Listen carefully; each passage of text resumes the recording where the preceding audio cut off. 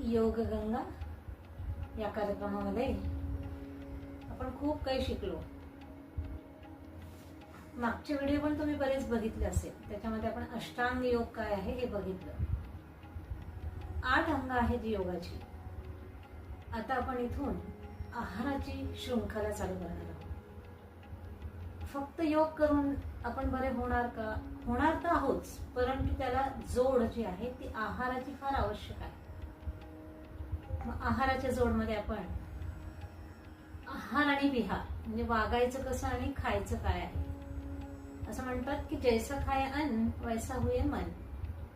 मग प्रत्येक आजारामध्ये प्रत्येकाचा सारखा आहार राहणार आहे का? नाही.